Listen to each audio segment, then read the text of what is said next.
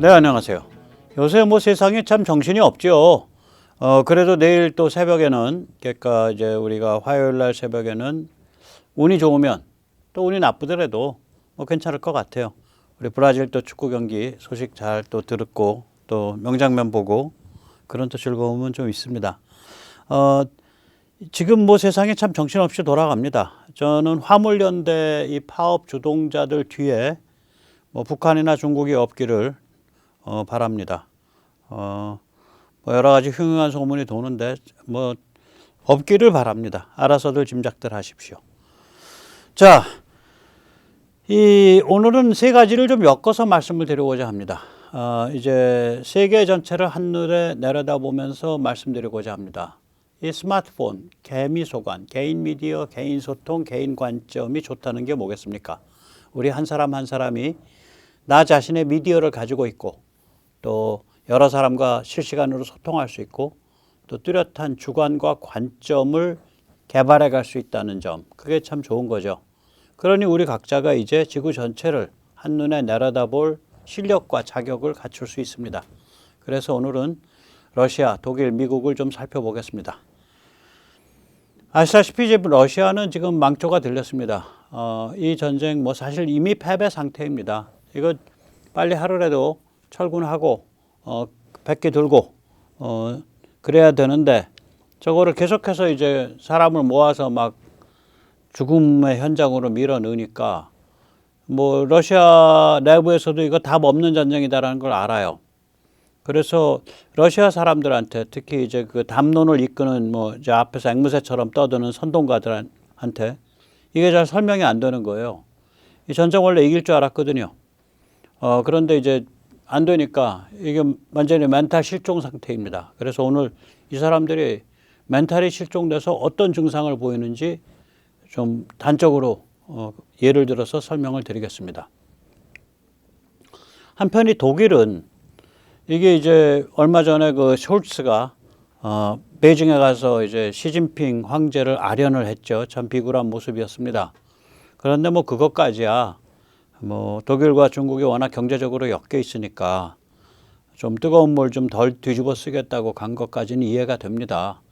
뭐 국가 지도자라는 게 기업을 보호하려면 무슨 짓을 못 하겠어요. 그런데 이제 11월 30일, 12월 1일 날 그 베를린 시큐리티 포럼 그러니까 베를린 안보 안보 컨퍼런스라는 게 열렸는데 거기서 대형 사고를 쳤습니다. 이 사고의 과정을 좀 보면 정말 독일다운, 너무나 독일다운 어떤 음흉하고 어두컴컴한 그런 관점이 있는 거 아닌가, 그렇게 의심이 될 수밖에 없습니다. 독일이 제대로 된 관점을 배우지 못한다면 지금 세상이 격변하고 있기 때문에 결국 독일의 존재감이 없어질 겁니다. 이제 유럽의 패자는 독일이다. 뭐 이건 다 옛날 얘기가 되는 그런 상황이 될 것으로 보입니다. 그리고 이제 미국이 요새 이제 그 민주당이나 공화당이나 이런 걸 떠나서 제가 말씀드리는 그 폴리타스, 그러니까 가치지향, 현지 이니셔티브 중심, 동맹 연대, 이 전략에 따라서 요새 미국이 번쩍 정신을 차리고 있는 것 같아요. 이 미국의 이제 제일 큰 문제는 뭐냐면 자기 자신의 예외적 운명을 제대로 정확하게 직시하지 못하는 데에 있습니다. 그래서 저는 이거를 이름을 하나 붙여봤습니다. 팔자 인지장애 증후군입니다. 자기 팔자가 뭔지 모르거나 혹은 팔자를 과대망상으로 부풀려 해석하거나 미국은 예외적 팔자를 타고난 나라입니다. 예외적 운명을 타고난 나라입니다. 이 예외적 팔자, 예외적 운명을 정확히 알고 처신하면 인류가 편안합니다. 미국도 편안하고. 그렇지 못하면 세상이 시끄럽고 어지러워지죠. 다행히 최근 미국의 행보는 미국이 자기 자신의 팔자를 좀 제대로 알아가는, 다른 말로 표현하자면 이때까지 줄곧 심하게 알아왔던 팔자 인지장애 증후군을 조금씩 극복해가고 있는 그런 상태로 보입니다. 네, 이제 본격적으로 말씀 몇 쪽에 앞서서 세뇌 탈출 자유구독료 부탁 말씀 올립니다. 아시다시피 세뇌 탈출은 광고가 잘 붙지 않습니다. 붙더라도 좀 늦게 붙는 경향이 있습니다. 도와주시면 보다 좋은 컨텐츠로 찾아뵙는 데 커다란 힘이 되겠습니다. 사실 이제 뭐 우리가 미국 팔자 인지 장애 뭐 이거 이야기할 때가 아니죠. 한국 사람들도 이제 팔자 인지 장애 증후군을 앓고 있죠. 어떤 면에서. 제가 이제 오늘 잠깐 말씀드릴 내용과 같이 러시아가 멘탈이 실종된 상태이고 독일이 망조가 들려서 무력화되고 있고 미국은 그나마 팔자 인지가 좀 좋아지고 있고 이런 아주 근본적인 눈알이 핑핑 도는 상황이죠. 세계 석유가스 수급 체계가 구조조정하고 있고 그 다음에 세계 분업 교환 체계, 즉 다시 말하자면 중국의 위상이 다시 구조조정되는 중국의 자리매김이 이런 상황에서 우리 한국인은 어떻게 우리 자신의 운명과 팔자를 직시할지 잠시 생각해 보면서 오늘 진행하겠습니다. 이 배우 조심해야 돼, 배우. 이 소련은 배우한테 잘못 걸려서 망했죠. 이 배우가 이제 로널드 레이건이죠. 헐리우드 배우 출신이죠. 그 아내 낸시 여사도 아마 배우였던 것으로 기억을 합니다. 예, 지금 보시다시피 레이건 참 젊었을 때 얼굴이에요. 그래서 이 레이건이 대통령이었을 당시에 좌전 빼따기들은 헐리우드 배우 나부랭이가 뭐 대통령이 돼갖고 말이야 창피하게 뭐 이런 식으로 레이건을 경멸했었습니다. 레이건은 전에도 한번 잠깐 말씀드린 적이 있는 것 같은데 대통령을 그만두고 나서 그의 정책이 결국 소련과 동유럽의 붕괴를 불러일으켰다는 게 인정받고 나서 가장 위대한 대통령 중에 한 명으로 꼽힌 참 그런 대통령입니다. 재임 때는 여러 사람으로부터 경멸받았었습니다. 저 배우 나부랭이가 말이야. 배우 나부랭이가 말이야. 그런데 소련이 배우한테 잘못 걸려서 박살났습니다. 그럼 소련을 이은 러시아는 어떨까요? 제가 보기에는 소련을 이은 러시아는 코미디언한테 잘못 걸려서 박살나는 중입니다. 배우 조심해야 되고요. 코미디언 조심해야 됩니다. 뒤끝이 있습니다. 예, 걸리면 죽습니다. 이게 또 거기다가 그래도 레이건은 헐리우드 배우라도 됐는데 이제 이거는 젤렌스키는 이건 우크라이나 촌동네 배우입니다. 예, 코미디언한테 잘못 걸려서 아주 러시아가 지금 작살나고 있죠. 소련은 배우한테 걸려 망하고 러시아는 코미디언한테 걸려 박살나고 뭐 이게 참 우연의 일치인지 아무튼 배우 조심해야 되고요. 우리가 네, 코미디언 조심해야 됩니다. 네, 공손하게 잘 모셔야 됩니다. 잘못 개겼다가는 골로 가는 수가 있습니다. 이 젤렌스키가 이제 제가 전에 말씀드렸죠. 콜로모이스키 그러니까 우크라이나의 아주 부정부패가 심한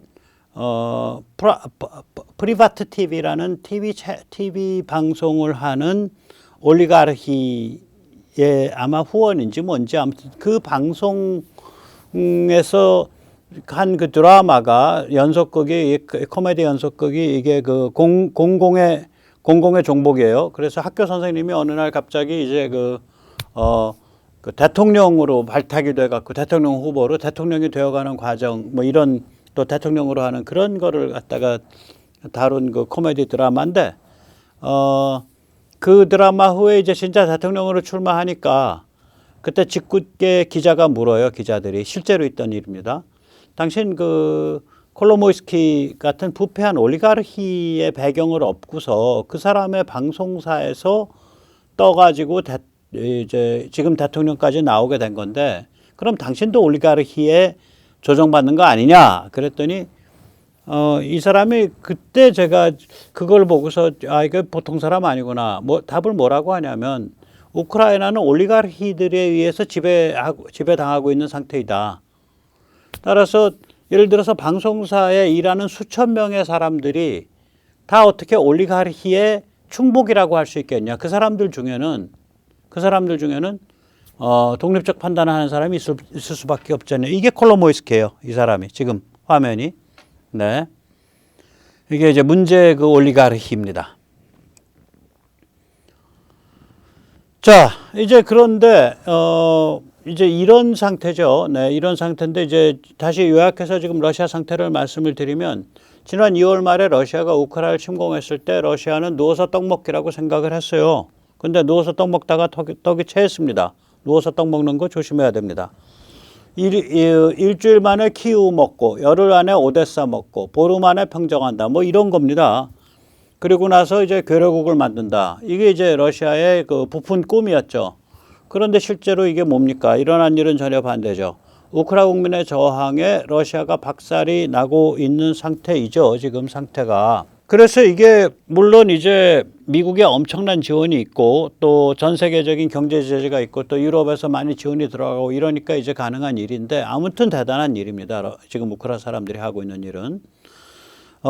그런데 이러니까 이제 러시아인으로서는 이게 이해가 안 가는 거예요. 러시아 사람들은 특히 이제 이 사정을 국민들한테 설명을 하고 선동을 해야 되는 그 말하자면 전문가들, 이른바 평론 전문가들, 방송사에 나온 이 사람들은 더 그렇죠. 그래서 요새 이제 이 사람들이 평론에 나와가지고 농담이 아니라 진정으로 신학 논쟁을 해요. 신학 논쟁의 화두가 뭐냐면은 젤렌스키가 적그리스도이냐. 뭐 교회 다니신 분들 아시죠? 적그리스도 또 뭐 그런 걸 다룬 것도 보셨죠. 그러니까 악마 대왕이 현세에 강림을 해서 세상을 망치려고 하는 그 상태. 그걸 적그리스도, 안타이크리스트라 그러죠. 그다음 아니면은 이 사람이 그냥 새끼 악마 정도 되냐, 작은 새끼 악마냐, 이걸 가지고 논쟁을 하고 있습니다. 농담이 아니에요. 정말이에요. 진짜 한번 보세요. 저도 황당해가지고. Russian propaganda can no longer come up with any other excuses for losing on the front line, so they decided to declare Zelensky an official Antichrist. Soon Patriarch Kirill will announce a holy military operation against the Antichrist. Которые поклоняются совсем другому, врагу рода человеческого. И, к сожалению, Зеленского и его политику поддерживают не только США, а именно благодаря поддержке США вот это происходит в Украине. Это катастрофа. Это просто катастрофа. Сейчас, Олег. Хочу продолжить эту тему болезненную, очень такую религиозную, психологическую, народную тему, да, и надо акценты ставить конкретно и не стесняться. Я думаю, православная церковь должна провозгласить Зеленского как официально приход антихриста. Официального антихриста. 예, 이렇게 교회가 공식적으로 젤렌스키를 적그리스도라고 선포해야 된다.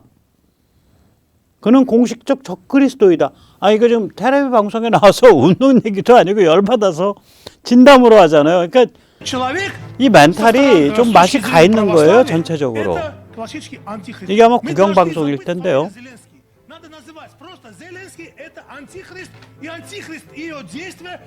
그러니까 그 생물학적인 그 성씨, 젤렌스키라는 성씨도 거짓말이다.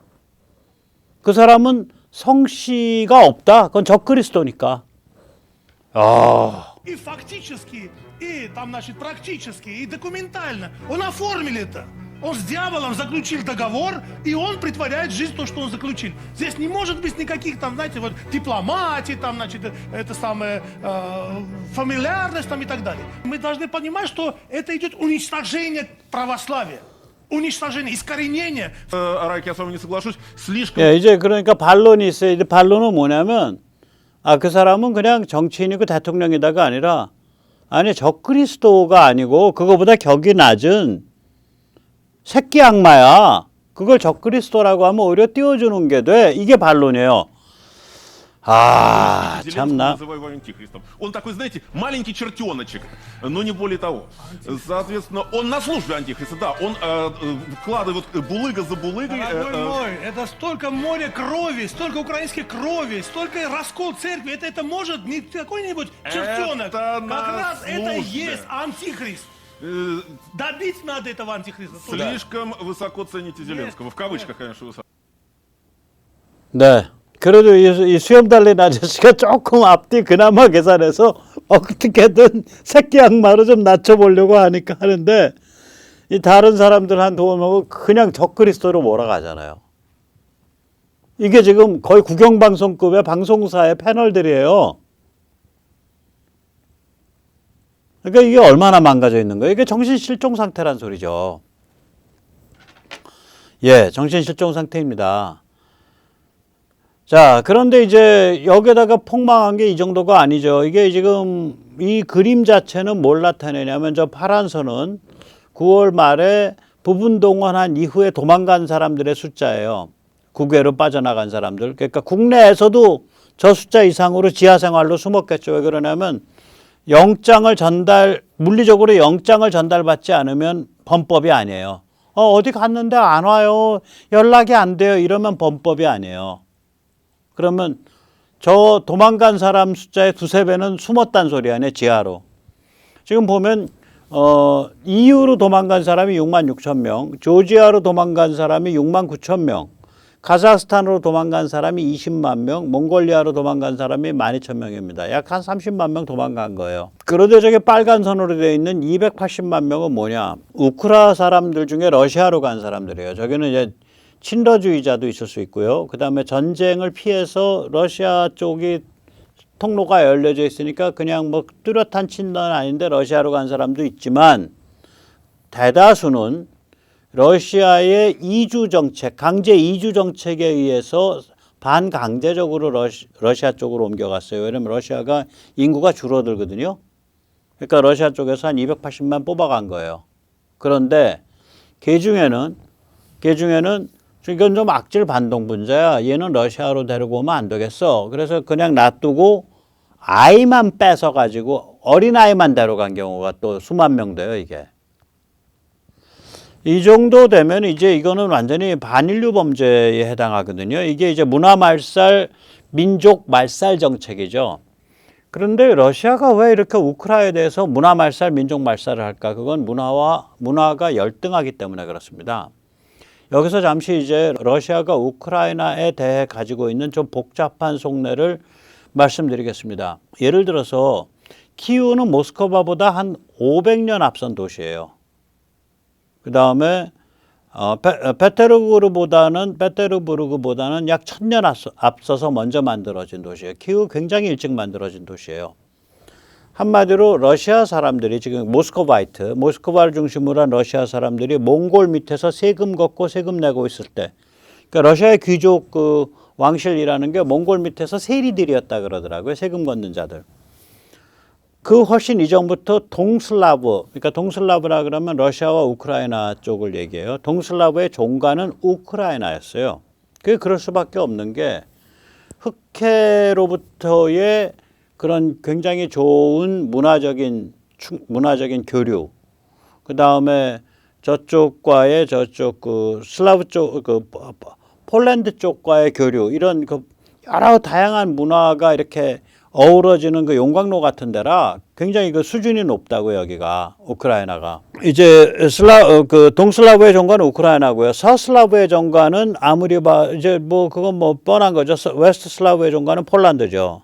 폴란드, 체코, 슬로바키아가 서슬라브인데 요번에 이제 이번 전쟁을 계기로 이제 그 동슬라브와 서슬라브의 두 종가가 엮인 거라 이건 러시아가 당해낼 수가 없어요.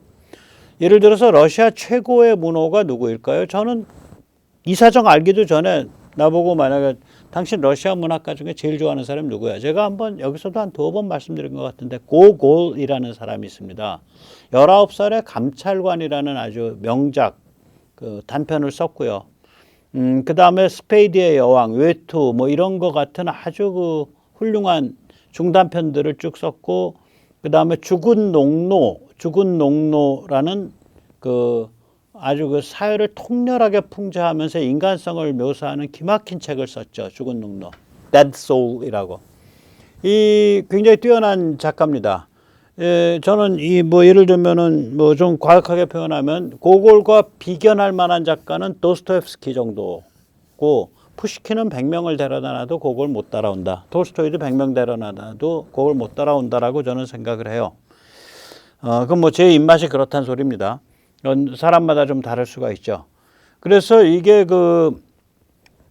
이 러시아가 우크라이나에 대해서 가지고 있는 그 문화적 후진성, 그 다음에 우크라이나가 자기들의 문화적 그 젖줄이었다라는 그 열등감이 존재를 해요. 이건 여러 군데서 드러나는데 우리랑도 관계가 깊습니다. 우크라이나 지역이. 우크라이나의 그 서북부 지역이 이제 그 갈리시아죠. 유대인 학살이 제일 많이 일어났던 지역이죠. 그 지역 하나에서만 근 80만 명 유대인 학살이 일어났습니다. 이제 유대인들의 이게 또 핵심 지역입니다. 우크라가. 예를 들어서 지금 우리가 히브리어 그러면 이게 아마 복원된 언어일 거고 그것의 바탕이 된 언어가 저기 그 이디시죠. 그러니까 아슈케나지에. 근데 이디시가 또 지역마다 다 달랐었는데 이거를 이디시를 확립을 시킨 게 우크라 유대인들이에요. 19세기에. 그 다음에 히틀러 유대인 600만 명 학살이라 그러는데 그 중에 태반이 우크라에서 저질러진 일이고요. 그래서 2차 세계대전 끝났을 때 우크라이나는 유대인이 멸종됐었어요. 그걸 나중에 유대인들이 다시 이제 그 대가족 네트워크가 있으니까 우크라로 모여들어서 지금 유대인 그 커뮤니티를 이룬 거예요. 우리 첫 영부인 돈너 여사 이분은 이제 그 오스트리아 그 전에 이제 오스트리아 합스부르크 제국이죠. 그 옛날에는 이제 그 오스트리아 헝가리 제국. 예, 그 오스트리아의 수도 비엔나의 옆에 있는 그러니까 서울과 안양과 같은 그런 관계 혹은 서울과 뭐 일산 혹은 예, 인저스버그 출신인데 이 인저스버그의 그 돈너 여사의 집안이 아마 우크라이나 갈리시아 출신일 거다라고 저는 추정을 합니다. 왜 그러냐면 1960년대에 대한민국의 외국 차관을 어레인지한 여기 오른쪽 아저씨예요. 사진에 그 유대 금융가 아이젠버그가 있거든요. 이 아이젠버그가 한 1900한 5년생쯤 되는 인물이에요. 그래서 그 1930년대 1920년생쯤 되는 20년생, 10몇 년생, 20년생쯤 되는 인물이에요. 아마 박정희 대통령보다 좀 늦을 겁니다. 생년이. 아이젠버그가 이제 그 저걸 피해서 도망간 사람이거든요. 나치의 그 학살, 유대인 학살을 피해서 원래 이게 그 아까 말씀드린 갈리시아 지방 출신 사람이에요. 그러니까 나치 유대인 학살을 피해서 도망갔으니까 41년 뭐 40년경에 나치가 이제 2차 세계대전 시작하자마자 도망을 갔으니까 40년경에 도망갔을 때 이 사람이 20살 무렵이니까 1920년생쯤 되겠네요. 그 젊은 이 청년이 그 당시에 1950년대 중반쯤 되니까 30몇 살 때쯤 됐겠죠. 우리 우남이승만 대통령한테 인사를 드리러 왔었어요. 그때 이 사람을 인사시켜준 사람이 돈너 여사였다 그래요. 아무튼 간에 이랬으니까, 이게 지금도 굉장히 그런 다양성이 있는 거예요. 그러니까 코사크도 있고, 폴란드 쪽 문화도 있고, 동슬라브 자기들 원래 문화도 있고, 유대인 문화도 있고. 그래서 이게 우크라가 그런 다중적인 문화를 갖고 있어요. 그게 용광로처럼 돌아가는데요, 저기가. 예를 들어서 전 세계에서요. 좀 이상한 말이지만 국민의 70%의 지지로 유대인 대통령, 유대인 정치 지도자가 형성된 경우가 전 세계 아무 데도 없어요. 이스라엘 있지 않냐? 아닙니다. 이스라엘은 일단 수상인데 보통 연정을 해서 하니까 어느 한 정당이 70%를 먹은 적이 없죠. 이스라엘은. 젤렌스키가 국민 70%의 지지로 대통령 된 사람이에요. 유대인인데. 그러니까 저기가 그게 보통 다른 동구권에서는 있을 수가 없는 일이에요. 다른 무슨 일 체코에서도 있을 수 없고요. 저런 일은. 슬로바키아에서도 있을 수 없고요. 크로아티아, 슬로베니아 이런 데서 있을 수가 없어요. 우크라기 때문에 있을 수 있어요. 용광로입니다.